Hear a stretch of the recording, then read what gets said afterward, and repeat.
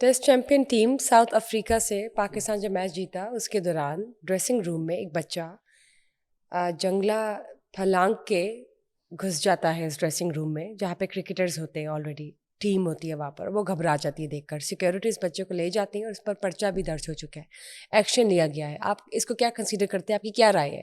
کس کا قصور ہے، کس کا قصور نہیں ہے، اور اس کو کس طرح سے ہینڈل کیا جاتا ہے اس معاملے کو؟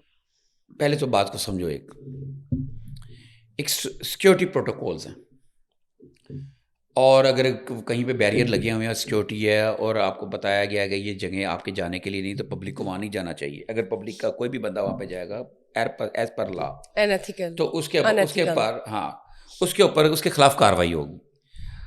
اچھا، اب یہاں پہ ہم دوسرے پارٹ کو دیکھتے ہیں. ایک بچہ جو ٹین ایجر ہے، جس کی ایج ہے 14-15 ایئرس اولڈ، مائنر ہے، مائنرز میں آتا ہے. وہ بچہ جو کہ بابر اعظم کا دیوانہ ہے، دیوانہ وار، وہ تو بچہ ہے. بچہ کس کو کہتے ہیں آپ؟ اب آپ مجھے کہیں گے جوینائل جیلز بھی ہیں، اس کی بھی وجوہات میں بتاؤں گا آپ کو. وہ آج اگر ٹائم ہوا تو آج بتا دوں گا، ورنہ پھر دوبارہ.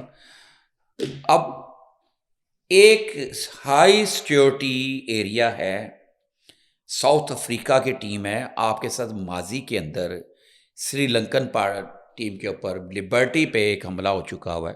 آپ نے اس کے بعد سے سیکیورٹی اتنی سخت کر دی کہ جب میچ ہوتا ہے تو وہ سڑکیں پوری بلاک کر دیتے ہیں. ٹھیک ہے نا؟ تو میچ ہو رہا ہے وہ، اور اس کے بعد سے آپ پی سی ہوٹل کے سامنے جب ٹیم ٹھہرتی ہے تو وہ ایک راستہ بلاک کر دیتے ہیں. آپ جب ٹیم آ رہی ہو جا رہی ہو، اتنی ہائی سیکیورٹی ہے. اور یہ ڈریسنگ روم جو ہے یہ بالکل پرائیویٹ ہوتا ہے، پرسنل ہوتا ہے. اتنی بہت زیادہ سیکورٹی کے باوجود کیسے پاسبل ہوا کہ میں بچہ وہی جو ہے؟ بات کر رہا ہوں. اب وہاں پہ یہ بچہ چلا جاتا ہے اور اپنی دیوانگی میں جاتا ہے.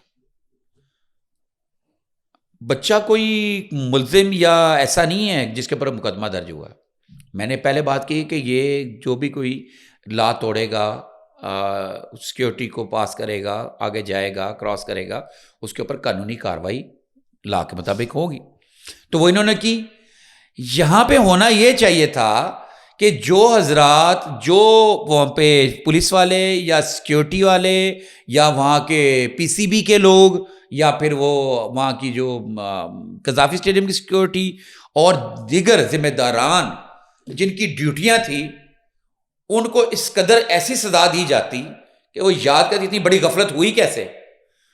بچے کی جگہ تو کوئی دہشت گرد بھی ہو سکتا تھا،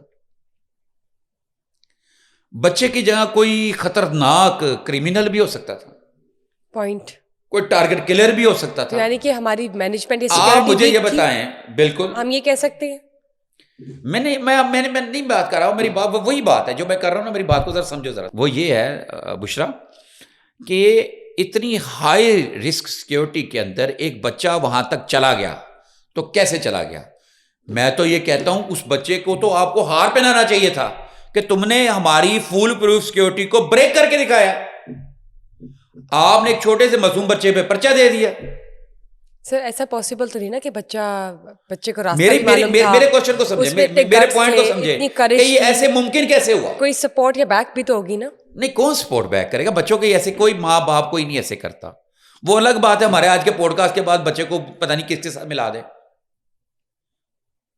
ٹھیک ہے، میں مطلب شروع سے یہ بات کر رہا ہوں کہ ڈیفنس میں آج سے 2 سال پہلے، 1.5 سال پہلے، ڈیفنس کے اندر ایک بچہ اپنے گھر کی گاڑی لے کے نکلتا ہے، ہیوی گاڑی لے کے نکلتا ہے، چھوٹی گاڑی کے اوپر چڑھا دیتا ہے، چھوٹا بچہ، ٹھیک ہے، چڑھا دیتا ہے. اس کے بعد آپ نے کیا کرتے ہیں؟ آپ نے کہا جی ہوش آ گیا، ہم جاگ گئے، یہ چھوٹے بچے گاڑیاں چلا رہے ہیں، فوری دو پرچہ دو ان کے اوپر، پرچہ دو. اس کے بعد تمہیں پتہ ہے کتنا غدر مچا، چھوٹے چھوٹے پیارے پیارے بچوں کے اوپر پرچے. اور میں نے ایسے لوگوں کی بیک گراؤنڈ کیا ہے، بیک گراؤنڈ بتا رہا ہوں، میرے سن تو لو، اب فیملی بریک الاؤ تو کرے گی تو لگاؤ آپ سر. مائنر یا انڈر 18 گاڑی سر ڈرائیو کریں. میں بتانا چاہ رہا ہوں نا، میری بات سنیں نا، میری بات سنیں.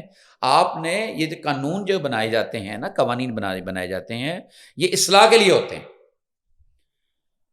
سنگین مجرم کو سزا دینے کے لیے اور معصومیت میں، نادانی میں، غفلت ہونے پر اصلاح کے لیے ہوتے ہیں. نو کہ آپ کسی کا فیوچر خراب کریں. اس وقت ہوا کیا؟ نہیں بچوں کو گاڑی چلانی چاہیے.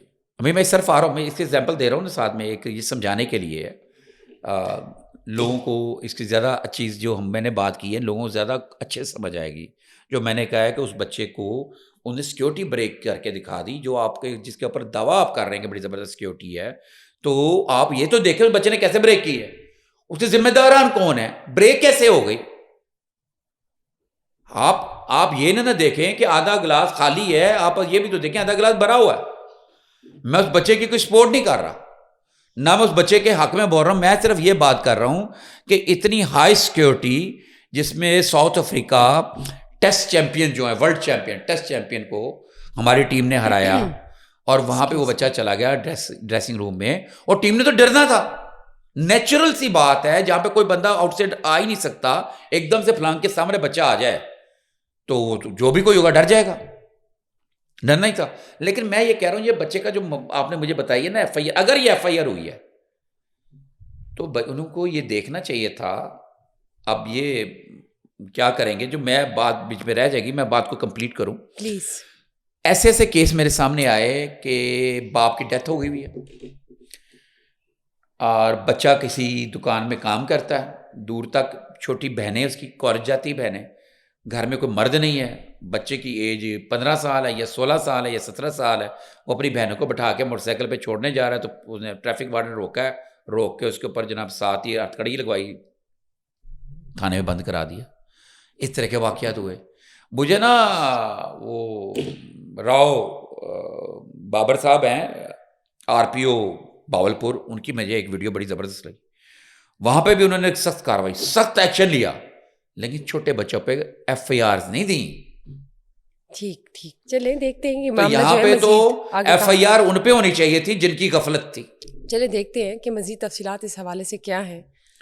معافی چاہتا ہوں, ویسے میں جو معذرت چاہ رہا ہوں آپ کے اس میں, یہ اس کے اوپر اس پہلو سے بھی سوچنا چاہیے ہمارے اداروں کو. ٹھیک ہے سر, آپ نے اپنی رائے دی ہے, بہت بہت شکریہ. لیکن مزید تفصیلات ناظرین کے ساتھ شیئر کریں گے جب سسٹم کی طرف سے کوئی فیصلہ اس حوالے سے آئے گا یا مزید اپڈیٹس آئیں گی. موونگ آن, دفعہ 144 پنجاب حکومت کی جانب سے جو نافذ ہوئی ہے اس حوالے سے اپڈیٹس دیجیے. اچھا, یہ ہوتا ہے پتہ کیا دفعہ 144 کیوں لگائی جاتی ہے, جب نا کوئی سیکیورٹی کوئی خدشات ہو, جیسے اس وقت آپ کے پاس جو حالات چل رہے ہیں, ہم اس کو ڈسکس کرنے کر لیں گے, لمبے چلے جائیں گے.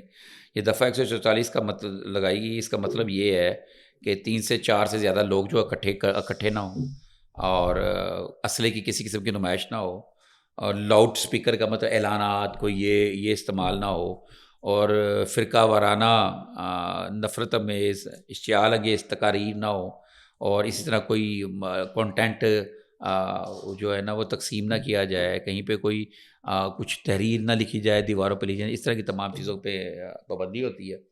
اور جو اس کی خلاف ورزی کرے گا دفعہ 144 لگ جائے گی. جو آج کل حالات جا رہے ہیں, کوئی احتجاج وغیرہ کا سلسلہ چل رہا ہے, تو اس کے حوالے سے جو ہے نا